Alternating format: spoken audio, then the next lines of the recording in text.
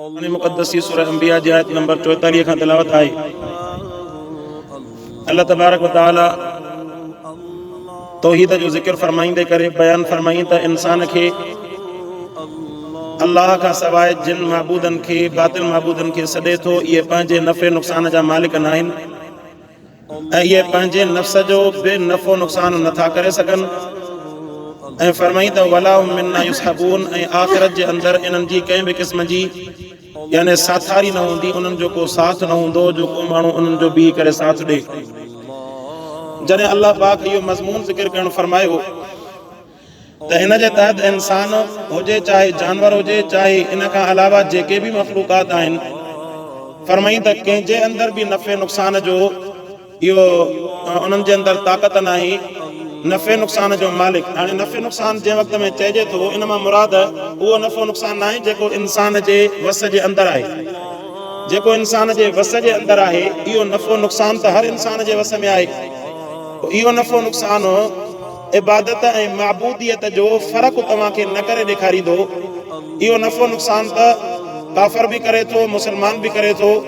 तंहिंजे करे इहा ॻाल्हि इंसान खे वाज़े सम्झणु घुरिजे त उहा नफ़े नुक़सान मां मुराद उहो नफ़ो नुक़सान न आहे जेको असांजे वस में आहे। नफ़े नुक़सान जो अंदाज़ो अल्लाह ऐं मख़लूक़ जे विच में फ़र्क़ु तॾहिं ख़बर पवंदी जॾहिं अल्लाह जे मुताबिक़ नफ़े नुक़सान जो माण्हू सोचे ऐं मख़लूक़ जे मुताबिक़ नफ़े नुक़सान जो सोचे। अल्लाह जे मुताबिक़ नफ़े नुक़सान जो सोचींदो त उन वक़्त में इहे मिसाल न ॾिबा कंहिंखे कर्ज़ु ॾियणो, कंहिंखे भाकुर पाए जेको आहे उनजी हिमत अफ़ज़ाई करणु, या कंहिंखे जेको आहे दवा दरमल खाराइणु, बल्कि उन वक़्त में उन्हनि शयुनि जे असलियत जे तरफ़ ॾिसबो त हाणे इन्हनि शयुनि जी असलियत में इन्हनि जो केतिरो किरदारु आहे।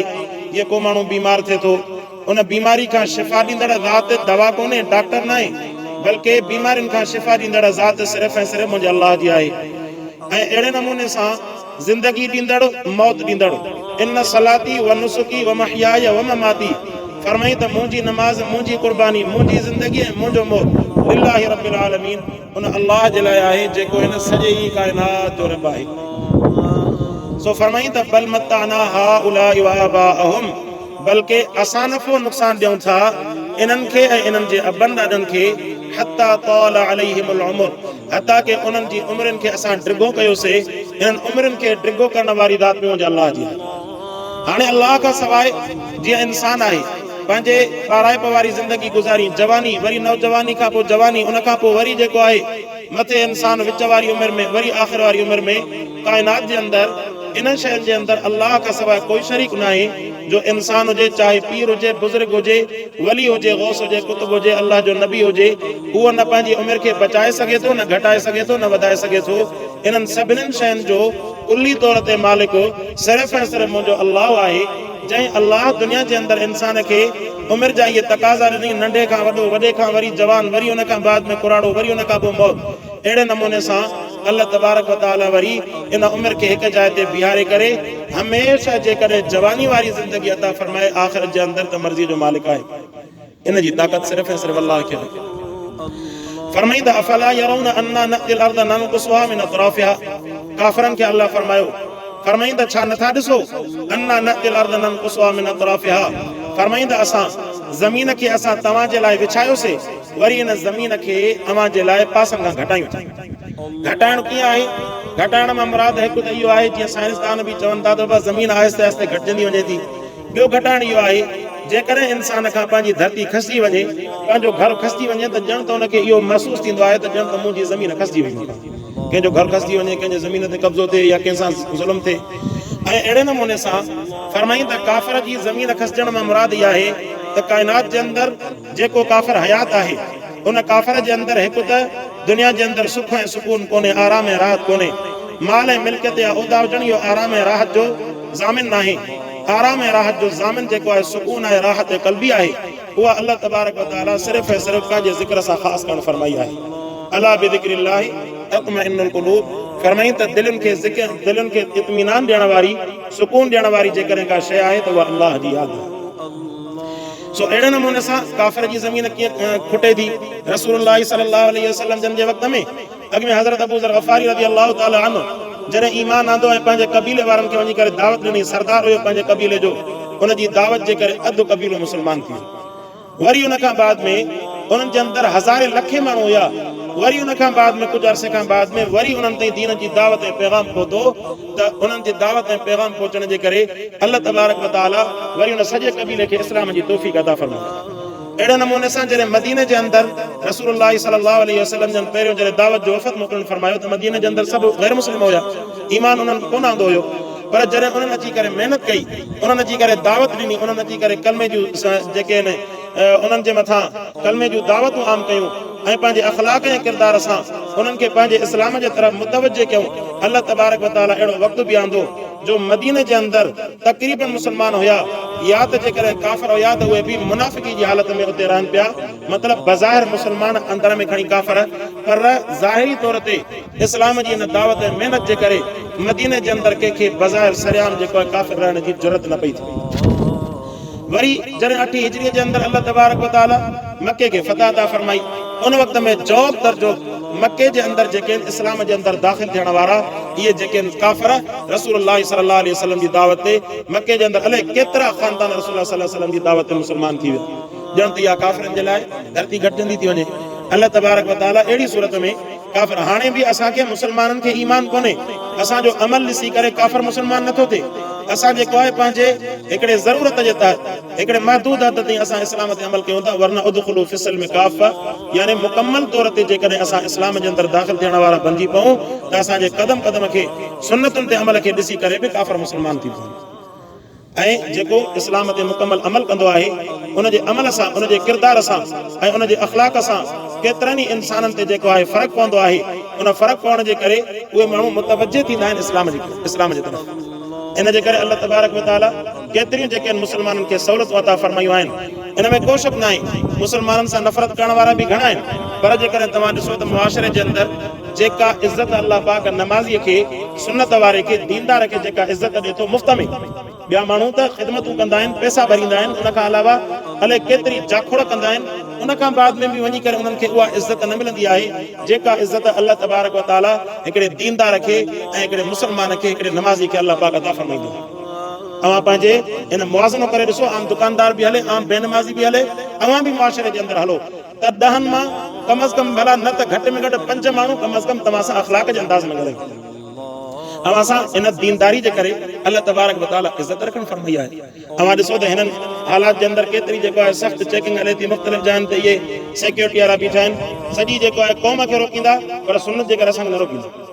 इहा इज़त अल्लाह जे दीन जी आहे, इहा इज़त इस्लाम जी आहे। हालांकि असांजे उहे अमल कोन्हनि, असांजा अमल जेकॾहिं कामिल हुजनि, सुन्नत ते हलण वारा हुजूं, उथंदे वेहंदे असां जेकॾहिं सुन्नतुनि ते अमल करण वारा बणिजी पऊं त असांजे लफ़्ज़ लफ़्ज़ में अल्लाह पाक उहा तासीर रखणु फरमाए जो हिकिड़ी दावत सां ॿियो जेको आहे नमाज़ी थी पए, हिकिड़ी दावत सां काफ़िर मुस्लमान थी पए। अहिड़ो बि अल्लाह पाक हिन इस्लाम जे अंदरि करंट रखणु फरमायो। सो फरमाई त इन्हनि काफ़िरनि जे लाइ जेका आहे धरती घटिजंदी थी वञे। अफ़हुमुल ग़ालिबून, फरमाई त यारा इन्हनि खे ॿुधायो त तव्हां जेको आहे इन्हनि जे मथां ग़ालिब थींदड़ न आहियो, इहे मग़लूब थींदड़ आहिनि। क़ुल इन्नमा उनज़िरुकुम बिल वही वला यस्मउ सुम्मु दुआ, फरमाई त इन जे बावजूदु जेके ईमान नथा आणनि, जेके इन जे बावजूदु ईमान नथा आणनि, उन्हनि जे लाइ अल्लाह फरमायो, फरमाई त मुंहिंजो कमु त इहो आहे त मां वही तव्हांखे ॿुधाए करे तव्हांखे अल्लाह जा हुक्म ॿुधायां, आख़िरत जे अज़ाब खां तव्हांखे टिजारिया। इन खां अलावा मुंहिंजो कहिड़ो कमु आहे? इंज़ार ऐं बिशारत, नेकी कंदो त हुनजे लाइ बिशारत आहे, अव्हांखे जन्नत मिलंदी, अव्हांखे अल्लाह पाक अहिड़ियूं सहूलियतूं ॾींदियूं। ऐं साईं मुंहिंजे खे चवां, क़ब्र जे अंदरि मुस्लमान दाख़िल थींदो त हुनजे लाइ क़ब्र बेश्त जो बाग़ बणिजी पवंदी, काफ़िर दाख़िल थींदो हुनजे लाइ जेको आहे जहन्नम जो खॾो बणिजी पवंदी। ऐं मुस्लमान जॾहिं वफ़ात कंदो आहे, शहीद थींदो आहे, जॾहिं आख़िरत जे तरफ़ हलंदो आहे, हुनजे लाइ हे दुनिया जूं जेके आहिनि सभु इहे जेके आहिनि आसाइशूं त पंहिंजी जाइ ते, पर दुनिया जूं सभु तकलीफ़ूं हुन खां ख़तमु थी वेंदियूं आहिनि। उहो जेको आहे पंहिंजे ज़बान हाल सां चवंदो आहे, जल्दी कयो, मूंखे पंहिंजे घर में छो रखियो वेठा आहियो, मूंखे पंहिंजे रब जे घर जे तरफ़ हवाले कयो त वञी मां जन्नत जा मज़ा माणियां। जॾहिं हिकिड़ो फ़ैसिलो थी चुको त मुस्लमान टिजंदो छो? मुस्लमान खे ॻणती कहिड़ी आहे? अल्लाह जे रसूल सल्लल्लाहु अलैहि वसल्लम जन मुस्लमान खे जेको आहे अहिड़े क़िस्म जी राहत ऐं जन्नत जा नज़ारा रसूलुल्लाह सल्लल्लाहु अलैहि वसल्लम जे ॿुधाइण फरमाया। इहो मुस्लमान जॾहिं वफ़ात कंदो आहे न, उनखे ड्रिजण जी ज़रूरत ई कोन्हे। हा, पंहिंजे गुनाहनि ते माण्हू खे पछताव हुजे, गुनाहगार सभु आहियूं, गुनाह ते पछताव हुजे ऐं गुनाह खां बाद में अल्लाह पाक खां माफ़ी हुजे। रसूलुल्लाह सल्लल्लाहु अलैहि वसल्लम जीअं हज़रत मौलाना अहमद लाहौरी जे लाइ फरमाइनि था, फरमायूं त उन खां कंहिं पुछो त साईं तव्हां दीन जी दावत कीअं ॾींदा? फरमायूं त जेकॾहिं हेॾां ट्रेन हलंदड़ हुजे, हिकिड़ो पेर जेको आहे मुंहिंजो ट्रेन जे दरवाज़े पायदान ते हुजे, ॿियो पेर स्टेशन ते हुजे, ऐं हेॾां जेको आहे सीटी वॼी चुकी हुजे, इन दौरान जेकॾहिं को मूंखे दावत वारो माण्हू मिली वेंदो, उनखे मां दावत ॾेई वेंदुसि ऐं जेको आहे पंहिंजे सफ़र ते बि रवानो थी वेंदुसि। साईं कीअं? फरमाईंदा सॼे दीन जो ख़ुलासो अल्लाह तबारक व तआला जे अंदरि 3 लफ़्ज़नि जे अंदरि रखणु फरमायो। फरमाईंदा पहिरियों इहो अल्लाह तबारक व तआला जी इबादत, ॿिए नंबर ते रसूलुल्लाह सल्लल्लाहु अलैहि वसल्लम जी इताअत, ऐं 3 नंबर ते आख़िरत जे मथां ईमान। इन्हनि 3 शयुनि ते ईमान जेकॾहिं इंसान जो मुकमल थी वियो त इहा दीन जे सॼे दावत जो ख़ुलासो इन्हनि जे अंदरि 3 लफ़्ज़नि जे अंदरि अल्लाह पाक बंदि करणु फरमायो। मुस्लमान खे डिॼण जी ज़रूरत ई न। सो अल्लाह पाक इन दीन जे करे इस्लाम खे इज़त ॾिनी आहे। फरमाईंदा कुल इन्नमा उनज़िरुकुम बिल वही, असां जेको आहे टिजारींदा आहियूं वही जे ज़रिए सां, वला यस्माउ सुम्मु दुआ। फरमाईंदा पोइ जेके बोड़ा आहिनि उहे इन पुकार खे ॿुधनि ई कोन था। इदा मा युनज़रून, जॾहिं उन्हनि खे टिजारियो थो वञे त उहे ॿुधनि ई कोन था। वला इमसतुम नफ़हतुम मिन अज़ाबि रब्बिक लयक़ूलुन या वैलना इन्ना कुन्ना ज़ालिमीन। ऐं फरमाईंदा जॾहिं इन्हनि जे मथां असांजे अज़ाब जो को छंडो पवंदो न, तुंहिंजे रब जे अज़ाब जो को छंडो पवंदो, लयक़ूलुन, उन वक़्त में चवंदा या वैलना, हाय अफ़सोस, इन्ना कुन्ना ज़ालिमीन। फरमाईंदा असां दुनिया जे तख़्ते ते पाण सां वॾो ज़ुल्म कयोसीं। ऐं इन जा तव्हां अखियुनि सां मुशाहिदा ॾिसी ईंदा केतिरा ई दुनिया जे तख़्ते ते इंसान जेके पंहिंजो पाण खे अहिड़ो सम्झंदा हुया जो सम्झंदा हुया त असांखां वधीक कंहिंखे ताक़त कोन्हे, उन्हनि जे साम्हूं को पर आणण जी सलाहियत न रखंदो हुयो, सम्झंदा हुया त असांखे ताक़त एॾी वॾी ताक़त आहे। पर जॾहिं अल्लाह तबारक व तआला जी पकड़ थी अचे या रब जी तक़दीर उन जे मथां अचे नाज़िल थिए थी, उन तक़दीर खे ॾिसी करे इंसान खे पंहिंजो आख़िरत वारो वक़्तु ऐं अलाह जो इहो वाइदो यादि थो अची वञे, हाय अफ़सोस असां पंहिंजे नफ़्सनि जे मथां ज़ुल्म कयोसीं। इंसान पंहिंजी कमज़ोरी ॾे ॾिसे, केतिरनि ॾाढनि खे ॾिठासीं जेके पंहिंजे इशारनि सां माण्हुनि खे कुटाईंदा हुआ, माण्हुनि खे मारींदा हुआ, माण्हुनि जे मथां ज़ुल्म कंदा हुआ, हिकु हिकु लफ़्ज़ खां माण्हू उन्हनि सां टिजंदा हुया। पर जॾहिं हुननि जी पछाड़ी आई, जॾहिं कुराड़प जी हालत में आया, केतिरा ई जज, केतिरा ई जेके आहिनि सिक्योरिटी वारा, केतिरा ई ऑफिसर जेके पंहिंजे वक़्त में हलंदा हुया त 10 गाॾियूं, जॾहिं कुराड़ थिया, जॾहिं रिटायर थिया, जॾहिं हुननि जी आख़िरी उमिरि पहुती त उन्हनि खां किफ़ पई बि वहे, उन्हनि खां को पुछण वारो बि कोन्हे, उन्हनि खां को सलाम करण वारो बि कोन्हे, उन्हनि सां को मिलण वारो बि कोन्हे। अहिड़ी हालत इंसान जेको आहे ॾिसी करे अल्लाह तबारक व तआला खां माण्हू पंहिंजी ज़ारी करे। कॾहिं बि जेको आहे इंसान पंहिंजी ज़िंदगी ते मस्ती न करे, जेको मस्ती कंदो न उहो फासी पवंदो। मस्ती करणु शैतान जो कमु आहे, आजिज़ी करणु अल्लाह जे साम्हूं पंहिंजो पाण खे झुकाइण इहो रहमान जे बाने जो कमु आहे। सो अल्लाह तबारक व तआला मोमिननि खे त वरी रब साईं आज़माइण बि फरमाईंदो आहे। असां पंहिंजे अखियुनि सां ॾिसूं था, ॿिया त पंहिंजी जाइ ते मिट माइट बि ॾिसूं था, रिश्तेदार बि ॾिसूं था, पर असांजो वीचारो वालिद साहब बीमार आहे, पंहिंजे वक़्त में वीचारो वेहंदो हुयो, पंहिंजे वक़्त में जॾहिं दीन जी दावत ॾींदो हुयो, ईअं शहर हूंदो हुयो जो असां लाड़काणे पासे रहंदा हुयासीं त उन वक़्त में साईं मुंहिंजे तव्हां हथियार जेको आहे हिते बगल में ॿधल हुजेसि, कॾहिं बंदूक खणंदो हुयो, कॾहिं हथियार खणंदो हुयो, शहरनि वांगुरु वेही करे तकबीर कंदो हुयो, जेके सभई माण्हू हुनजे इस्तक़बाल में बीहंदा हुया। अॼु जॾहिं वीचारो कमज़ोर थियो आहे, घर में पियो आहे, त को पुछण वारो बि इहा हिकिड़ी अखियुनि सां ॾिसूं था। असां त पंहिंजे तरफ़ खां कोशिशूं कयूं था, इंसान आहे, ज़ाहिर आहे पंहिंजी औलाद बि आहे, पंहिंजो घर बि आहे, माण्हू उन्हनि खे बि मोड़े, होॾे पंहिंजे अबे अम्मा जी बि ख़िदमत करे, पंहिंजी कोशिशि इंसान नथो घटाए, पर अखियुनि सां जॾहिं इहा कैफ़ियत ॾिसंदा आहिनि, अखियुनि मां घोड़ा वेंदा आहिनि। ऐं मुंहिंजा रब इंसान खे पंहिंजी जेको आहे हाल हयात में, पंहिंजी सिहत में इंसान खे हलाए, कॾहिं बि कमज़ोरी वारी तकलीफ़ अल्लाह पाक न ॾे। तकलीफ़ूं त इंसान ते ईंदियूं आहिनि, जेकॾहिं मोमिन जे मथां तकलीफ़ अचनि थियूं, अल्लाह पाक उनजा गुनाह छाण फरमाईंदो आहे। जेकॾहिं ऐं इहे आख़िरी वक़्त में जेको आहे या कुराड़प जे वक़्त में मोमिन जे मथां आज़माइश अचनि, इहा गुनाहनि जी निशानी न आहे। रसूलुल्लाह सल्लल्लाहु अलैहि वसल्लम जन काइनात जा सरदार हुया, पर साईं जन जे आख़िरी वक़्त में साईं जन जे मथां 15 ॾींहं बुखार जी अहिड़ी कैफ़ियत हली जो अम्मा आयशा सां रज़ी अल्लाह ताला अन्हा फरमाए थी, साईं जन जेको आहे पाणी घुराइण फरमाईंदा, पाणी जेको आहे खणी करे पंहिंजे चेहरे ते मलींदा, पंहिंजे चेहरे ते मलण खां बाद में वरी बुखार जी एॾी शिदत हूंदी जो रसूलुल्लाह सल्लल्लाहु अलैहि वसल्लम जन वरी बेहोश थी वेंदा हुआ, वरी जॾहिं बेदार थींदा त वरी पाणी खणी करे पंहिंजे जिस्म ते संगन मलण फरमाईंदा। सो इहे अल्लाह तबारक व तआला जूं आज़माइशूं आहिनि। ज़िंदगी जे अंदरि इंसान कॾहिं बि मस्ती न कंदो। मतिलबु मां हिकिड़ो अर्ज़ु थो कयां त पंहिंजे वालिद साहिब खे असां इहे बादशाह वारी ज़िंदगी गुज़ारींदे बि ॾिठोसीं। हाणे जॾहिं कमज़ोरी जी हालत आहे त उहो ई जेको आहे इंसान जेको पंहिंजे हिकिड़े लफ़्ज़ खां सॼे घर खे जेको आहे खणी पी रहंदो हुयो, हाणे वीचारो उहो पंहिंजे ज़रूरत जे लाइ बि कॾहिं कंहिंखे चवे, कॾहिं कंहिंखे चवे, कॾहिं कंहिंखे चवे। पोइ बि असां दीनदार आहियूं जो हया कयूं था। जेके जंहिंजे घर जे अंदरि दीनदार न आहिनि, उते सोचे करे इंसान खे भउ थिए थो, उहे पंहिंजे वालिदनि खां छा कंदा। असांखे त पोइ बि आख़िरत जो भउ थिए थो, छो त असांखे इहा बि ख़बर आहे, बल्कि चवंदा आहियूं त जेको असांखे बि भउ आहे, सुभाणे असांजे मथां बि अहिड़ी कैफ़ियत न अचे। असां बि इन जे करे जेको आहे पंहिंजे वॾड़नि जी ख़िदमत कयूं, ताकी सुभाणे असां ते जॾहिं इहा स्टेज अचे त अल्लाह पाक असांजी बि हिफ़ाज़त फरमाए। सो मतिलबु जॾहिं इंसान बीठो आहे त केॾो ॾाढो आहे, जॾहिं इंसान किरे थो त को पुछण वारो बि कोन्हे। सो इन किरण में वरी देरि बि नथी लॻे। ज़िंदगी इंसान जी केतिरी आहे, ज़िंदगी इंसान जी चंद ॾींहंनि जो खेल आहे। इन ज़िंदगी जे करे इंसान जेको आहे नाइंसाफ़ी थो करे, मस्ती थो करे, ज़ुल्म थो करे। इन ज़िंदगी जे अंदरि इंसान चवंदा आहिनि न त ज़िंदगी जे अंदरि हिक ॿिए जो मुंहुं ॾिसण जे लाइ बि मुस्लमान तयारु न आहे। मरण खां बाद में वेठा ॻोड़ा ॻाड़ींदा हा साईं वाह जो मानी। ज़िंदगी जे अंदरि इंसान जेको आहे हिक ॿिए सां भलाई करे, हिक ॿिए सां सुहिणो सलूक करे, हिक ॿिए सां अख़लाक सां पेश अचे, हिक ॿिए सां किरदार सां पेश अचे। चवंदा आहिनि त ॿिए जो रवैयो ॾिसी करे इंसान उन सां जेको आहे मुआमिलो न करे, बल्कि पंहिंजे अख़लाक ऐं तरबियत ते नज़र करे ॿिए सां मुआमिलो करे। सो जीअं तीअं इंसान जेको आहे हिन में सिखंदो थो वञे। अॻे जेको आहे असां नंढा हूंदा हुआसीं त जज़्बाती हूंदा हुआसीं। हाणे जेको आहे जॾहिं इहो क़ुर पढ़ंदा ख़बर पए थी। हाणे जेकॾहिं काथे का शइ ख़रीद कंदा आहियूं त कंहिंखां का शइ न वणंदी आहे, न वठंदा आहियूं त को गुथो लफ़्ज़ बि ॻाल्हाईंदो आहे, मुला रुॻो ईअं टाइम पास करणु आहे। पर असां ॿुधी करे खिली करे हलाईंदो, कहिड़ो कमु आहे हुन सां बहस करणु, कहिड़ो कमु आहे हुन सां ॾंद ॾियणु। केतिरो ई माण्हू खे कमु पवंदा आहिनि शहर में, कंहिं जाइल सां, कंहिं अणपढ़ियल सां, कंहिंसां वास्तो पए थो, हुन सां का शइ पुछो भाई घणे जी शइ आहे, 100 रुपए जी। मूंखे सम्झ में अॻिते आमल टाइम पास करणु आहे, या वरी अहिड़े क़िस्म जा गुथा लफ़्ज़ ॻाल्हाईंदा, या जे अहिड़े मतिलबु अहिड़ा लफ़्ज़ ॻाल्हाईंदो अंदरि ई सड़ी वेंदो। पर इंसान जेको आहे हुनखे खिली करे माफ़ करे ठहियो, हुनजी तरबियत, हुनजो अमल एतिरो आहे, असांखे शइ न वठी ॻाल्हि ख़तमु। सो इहे जेके आहिनि मुस्लमान जा अल्लाह तबारक व तआला इंसान खे फरमाई त जॾहिं असांजे तकलीफ़ जो आज़माइश जो छंडो पवंदो न, इंसान रड़ियूं कंदो, चवंदो या वई लना, हाय अफ़सोस, असां त पंहिंजे नफ़्स जे मथां ज़ुल्म कयोसीं। ज़िंदगीअ जे हिक हिक लम्हे जे बारे में इंसान खां पुछा थी, हिक हिक लम्हे जे बारे में। इंसान जवानी ॾिनी माए, तोखे अहिड़ी नेमतूं ॾिनमि, इन नेमतुनि जो तो जेको आहे कहिड़ो क़दुरु कयो, हुनजो कहिड़ो हक़ अदा कई। जेकॾहिं असां क़दुरु नथा करे सघूं, कम अज़ कम रोऊं त सही अल्लाह पाक जे साम्हूं, हे मुंहिंजा अल्लाह, तो असांखे वॾियूं नेमतूं अदा फरमाई, असां हुनजो हक़ अदा न करे सघियासीं।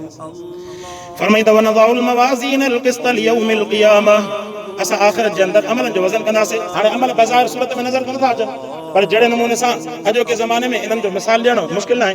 अवां हवा खे ॾिसो, हवा जी सूरत न आहे, पर जेको आहे इहे हवा खे मापनि था न पंहिंजे आलनि जे ज़रिए सां। बुखार जी गरमाइश जी का सूरत कोन्हे, तव्हां हुनखे ॾिसी नथा सघो गरमाइश खे, पर हिन गरमाइश खे टेम्परेचर खे जेको आहे थर्मामीटर जे ज़रिए सां मुख़्तलिफ़ वारनि सां मापनि था। इन्हनि शयुनि जे ज़रिए सां अहिड़े नमूने सां जॾहिं अल्लाह पाक जे कुदरत वारी शयुनि जे अंदरि इंसान जॾहिं एतिरा कुल ते पहुतो, हो ख़ालिक़ आहे, उहो असांजे सभिनि अमलनि जो अल्लाह पाक वज़न करणु फरमाईंदो। हज़रत दाऊद अलैहिस्सलाम जे बारे में हदीस पाक में अचे थो, हज़रत दाऊद अलैहिस्सलाम अल्लाह पाक खे अर्ज़ु कयो त मुंहिंजा रब, इहो तराज़ू त ॾेखार साईं, जेको तो तराज़ू पैदा करणु फरमायो आहे, जंहिंमें असांजा वज़न थींदा। त जॾहिं दाऊद अलैहिस्सलाम तराज़ू जो हिकिड़ो पल्लो ॾिठो, पल्लो जी तराज़ू पल्लो हूंदो आहे न, हिकिड़ो पल्लो ॾिठईं, एॾो वॾो ॾिठईं जो हज़रत दाऊद अलैहिस्सलाम बेहोश थी वियो। जॾहिं होश जे अंदरि आयो, हज़रत दाऊद अलैहिस्सलाम फरमायो, रब एॾो वॾो पल्लो, त मुंहिंजे रब जी रहमत ॾिसो। फरमाए रसूलुल्लाह सल्लल्लाहु अलैहि वसल्लम जन फरमाई त रब फरमाए दाऊद, ॻाल्हि जेका आहे न वॾे वॾे जी न आहे, ॻाल्हि आहे इख़लास जी। जे अल्लाह जी रज़ा जे ख़ातिर, इख़लास जे करे जेकॾहिं कंहिं हिकिड़ो कलमो पढ़ियो या हिकिड़ो ख़ारक जो दाणो अल्लाह जी रज़ा जे लाइ इख़लास जे ख़ातिर जेकॾहिं रब जे नाले ते सदको कई न, इहो हिकिड़ो ख़ारक जो हिकिड़ो दाणो बि न सॼे पल्ले खे भरे छॾे। आहे इख़लास जी ॻाल्हि, आहे रज़ा जी ॻाल्हि। अमल जेको आहे नंढो हुजे, जीअं चवंदा न अॻे त पाउ न त मणनि खे बि मोट। जेकॾहिं इंसान जो पाउ हुजे, इख़लास वारो हुजे, रब जी रज़ा जे ख़ातिर हुजे, ॾेखाव न हुजे, तकबुर न हुजे, अल्लाह तबारक व तआला नंढे अमल जे करे बि रब से सॼे नेकन वारे पलड़े खे भरे छॾे त मर्ज़ी जो मालिक आहे। फरमाईंदा असां वज़न करणु फरमाईंदासीं न क़यामत जॾहिं इंसाफ़ जो वज़न लियौमिल क़ियामत फला तुज़लम नफ़्सुन शैआ। फरमाईंदा कंहिंजे मथां बि ज़रे बराबर बि ज़ुल्म न कयो वेंदो। अल्लाह पाक उते इंसान खे पंहिंजा अमल ॾेखारे करे इंसान खां पाण खां पुछणु फरमाईंदो, ॿुधाए त इंसान तोसां ज़ुल्म त न आहे थियो, हे अमल तो हिन जाइ ते अहिड़े अंदाज़ में कया, सभु अॻिते हलंदा। जीअं अॼोके ज़माने जो वीडियो जो मिसाल ॾिसो, वीडियो त कुझु बि न आहे। अल्लाह तबारक व तआला उन वक़्त जो नक्शो, उन वक़्त जी सॼी शइ साम्हूं इंसान जे साम्हूं जेको आहे ज़ाहिर करे त मर्ज़ी जो मालिक आहे। उहा शइ इंसान जे साम्हूं ईंदी, उहो चवंदो हा मुंहिंजा रब इहे वाक़ई मुंहिंजा अमल आहिनि। इंसान पाण इक़रार कंदो त मुंहिंजा रब वाक़ई इहे मुंहिंजा गुनाह आहिनि, हे वाक़ई मुंहिंजा नेक अमल आहिनि। इंसान जे मथां रब फरमायो त ज़रे बराबर बि ज़ुल्म न कयो वेंदो। इहा तव्हां गारंटी रखो, जॾहिं अल्लाह जे तरफ़ खां वाइदो आहे तव्हांजे मथां ज़ुल्म न थींदो, त पोइ इंसान खे फ़िक्र करण जी ज़रूरत ई न आहे। इंसान पंहिंजे अमलनि खे ॾिसे, जहिड़ा अमल कंदो ओड़ा आख़िरत जे अंदरि लुड़ंदो। फरमाई त वकान मिस्क़ाल हब्बतिन, ऐं जेकॾहिं वारी जे दाणे जे बराबर बि जेकॾहिं अमल कंदो मिन खरदलिन अतैना बिहा, असां हुनखे आणींदासीं क़यामत जे ॾींहुं वकफ़ा बिना हासिबीन। ऐं फरमाईंदा असां बहितरीन हिसाब कंदड़ आहियूं, असां काफ़ी हिसाब कंदड़। वलक़द आतैना मूसा व हारून अल फुरक़ान, ऐं फरमाईंदा असां हारून अलैहिस्सलाम, मूसा अलैहिस्सलाम खे बि असां फुरक़ान किताब अता फरमायोसीं, ज़बूर। फरमाईंदा वदिया, उनजे अंदरि ज़िक्र आहे, उनजे अंदरि रोशनी आहे परहेज़गारनि जे लाइ। जेको रोशनी हासिल कंदो उनखे रोशनी मिलंदी, जेको हासिल न कंदो उनखे रोशनी न आहे। الذين يخشون ربهم بالغيب فرمائے یہ ایمان وارا یہ उहे आहिनि जेके ड्रिजनि था पंहिंजे रब खां ग़ैब में अल्लाह खे बाज़ार सां नथा ॾिसो उन जे बावजूद बि जेकर अल्लाह पाक जो ख़ौफ़ आहे इहा ईमान जी अलामत आहे अल्लाह फरमाए त इहे अल्लाह खां ड्रिजनि था ग़ैब में वहुम मिन अस्साअति मुश्फिकून ऐं फरमाए त इहो क़यामत जो भउ बि रखनि था वहादा ज़िक्रुम मुबारकुन अंज़लना ही क़ुरान पाक जो ज़िक्र आहे जेको बरकत वारो आहे असां नाज़िल कयोसीं इन खे रसूलुल्लाह सल्लल्लाहु अलैहि वसल्लम जिन जे तरफ़ अफ़ा अंतुम लहू मुनकिरून काफ़िरनि खे अल्लाह पाक फरमाए त इनकारियो उन जे बावजूद बि तव्हां इन जो इनकार था कयो एॾो बरकत वारो ज़िक्र आहे अल्लाह पाक खां दुआ आहे अल्लाह जे क़ुरान खे सम्झण अमल करण जी तौफ़ीक़ अता फरमाए।